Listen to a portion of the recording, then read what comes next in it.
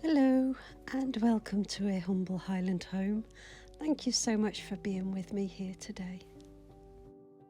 I really enjoyed all of your comments in the last video and the conversations that they started. It really made me pause and reflect upon our own progress journey in the kitchen garden. I'm doing a few experiments with the growing timings in the polytunnel at the moment. I like to experiment and maybe test some of the boundaries when growing undercover.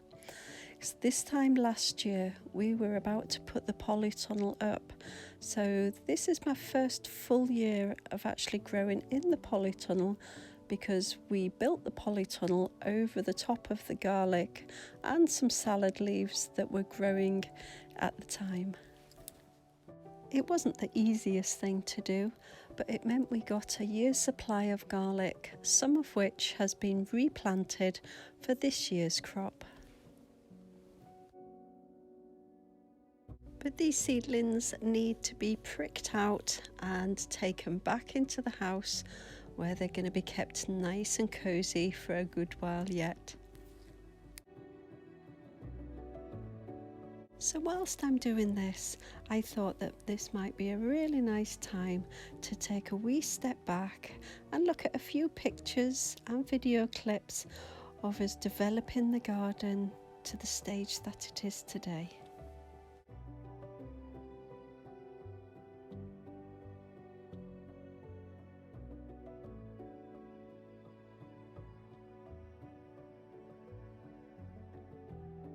Most gardens don't happen overnight.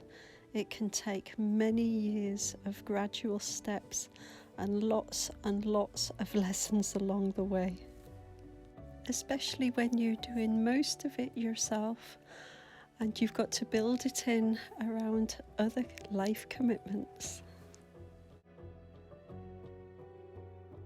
I had a vision of what I wanted the kitchen garden to look like and how it would work for us.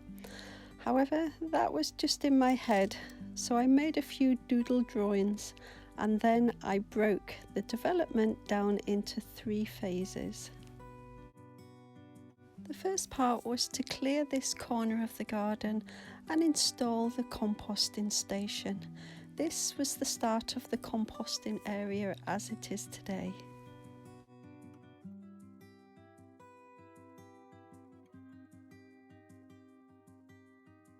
I'd also cleared another area that I wanted to grow directly into, as I wanted to test out if I would be able to grow in such rocky ground without removing any of the rocks. This was not going to work. I'm glad I tried it though, so at least I knew. And then I started removing some of the bigger rocks. Then came my old greenhouse, which has been recycled many times. I had to be very inventive with different temporary growing spaces, but it was a good start. I think sometimes we can only see the things that we haven't yet had time to do, and we don't recognise the things that we have done. We can also fall into the trap of comparison, where we compare our own achievements and circumstances against that of somebody else, instead of nurturing your own and celebrating for others' success as well.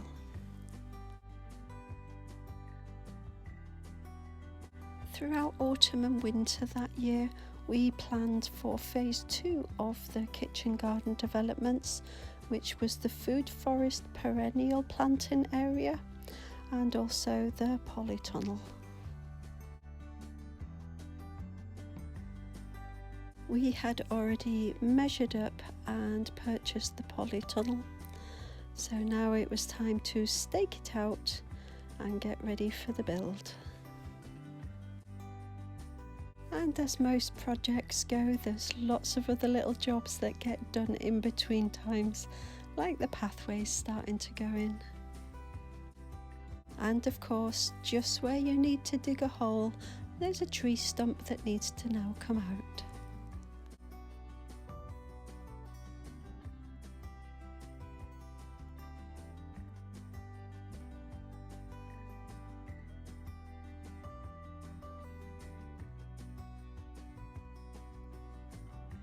And phase 3 of the developments is the outdoor growing space, which is one of my focuses for this year.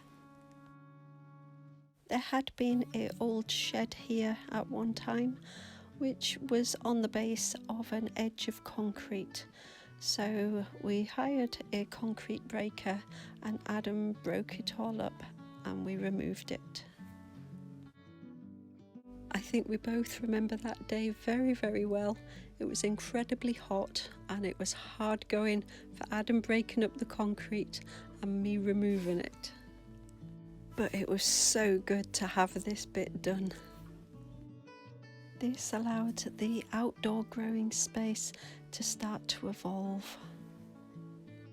Although it's been very important to us to continue developing the kitchen garden, it's also important to maintain what we've already done.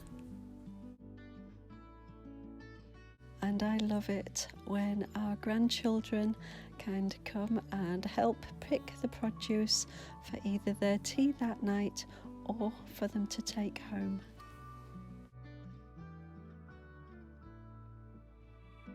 I did an earlier video that was called Simplify and Finish What We Started, and one of those areas was the outdoor growing space.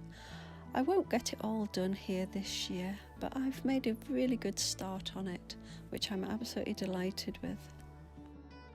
Gardening for me is an evolving process.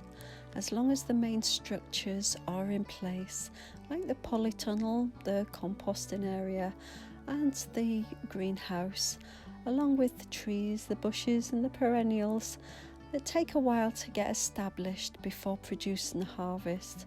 But now we've got our outdoor growing space, or 2.5 beds of it anyway, that we'll be able to grow in this year. I like to think that the garden is now taking shape, and we've achieved a lot, especially when balancing other commitments in life. We still have a long way to go, which will continue to keep us mindfully focused as we look to progress with the next part. Thank you so much for joining me here today. I hope you've enjoyed a little reminisce of how we have gotten to this stage of the kitchen garden developments. And remember, everything happens all in good time. But for now, take care of yourself and others, and I'll see you in the next video.